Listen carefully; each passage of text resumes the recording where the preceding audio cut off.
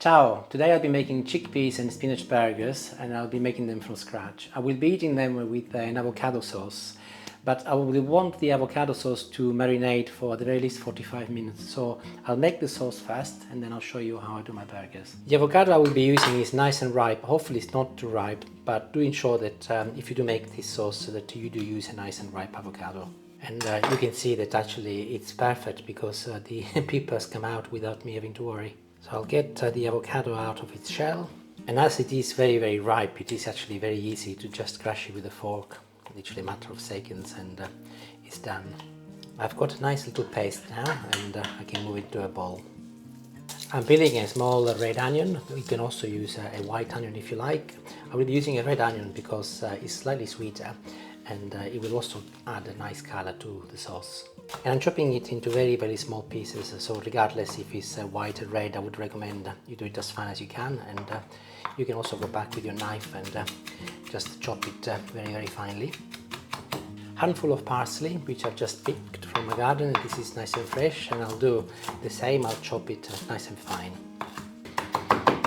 I need some garlic. This is a large clove of garlic, and I will be using it also for my chickpeas. So I will use half for the sauce and half for the chickpeas. So if you do not have a large clove, you can use 2 medium ones. And I'll add it to my parsley onion. And this is ready to go with the avocado now. Half a lemon.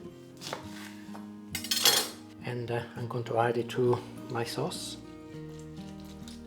I made a schoolboy error. I should have squeezed the lemon first, and now removing the little pips.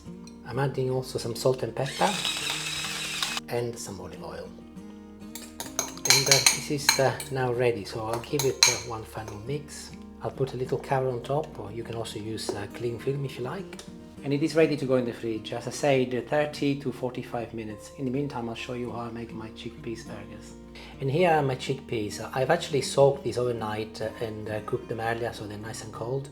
They weighed approximately 150 grams when they were dry, and now they weigh 300 grams. You can also use the tinned chickpeas, and the net weight once drained is 240 grams, if you can see. So not much difference, but I prefer to use the dry ones and make my own. I think they're a little bit tastier. What I did earlier today, I put them in cold water. I added a bay leaf and I let them boil for 45 minutes until they are cooked, and they're very soft now. I have decided to mash them by hand today, and you of course can use also a food processor. I'm choosing this method as I think they will be a little bit more rustic. And I'm happy that this is okay. I also left the odd chickpea whole, which will be nice.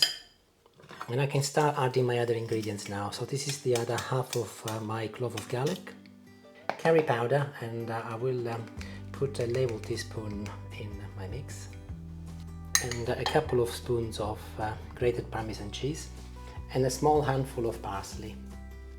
I mentioned spinach earlier. These are spinach from our garden, and earlier I cooked them and then I drained them and kept the water for probably a minestrone. Let me know if you would like me to make one. I'll be very happy to do so. As you will have seen, spinach shrinks considerably once it's cooked. I'm now going along with my knife and giving it a final chop. And this is also ready to go with the chickpeas now. I'm measuring 1 spoon of olive oil, some salt and some pepper. And using my spoon, I'm giving it an initial mix, which will also give me an idea of its consistency as well. 1 egg. I only want the white, so I will be removing, oops. I will try and just keep the white. Nearly broke the yolk. There you go. I'll put this back. And I will add it to my mix. I'm looking for a nice workable paste that can be made into burgers. Let's have a look. I think this is okay actually, because it's not sticking to my hands, but if in your case it was a little bit too liquidy, you can add some breadcrumbs to ensure that it gives it this sort of consistency. When I'm ready to make some burgers, to ensure they're all very similar in size, I will be using a couple of spoons of the paste. And they're very easy to make. As long as the paste is not too sticky, you can just model them with your hand, and make sure that they are between 1 and 1.5 centimeter thick, and that's it. one burger done. These are quite fun to make actually, and you can actually ask your children to help you. I'm sure they'd love it. And here they are. I've made 5, which is the perfect quantity for 2 people. I'm going to show you how I cook them next. I add a little olive oil in a pan, not a lot for this job. There's not need to add a lot of oil for this because all I need is just a little oil for the crust at the bottom. Actually, if you do add more oil, the danger is that they might even break. And once the oil is nice and hot, I add my burgers.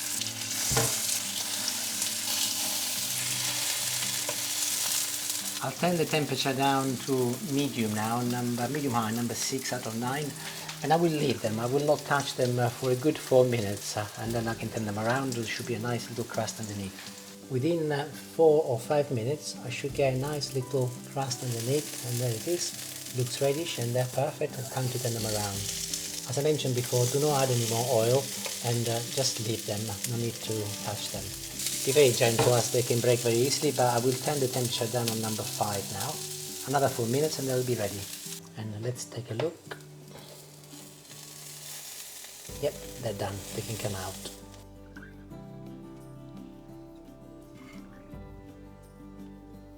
Here they are. They are arranged in a plate where I've put also some tomatoes with some ricotta on top, and basil and oil and olive oil. This is mozzarella also with a drizzle of olive oil and some lemon. And I'm now adding some of the guacamole sauce in the middle. You can have these hot, like now, or you can leave them to cool down and eat them cold. In the following day out of the fridge, they will be delicious either way.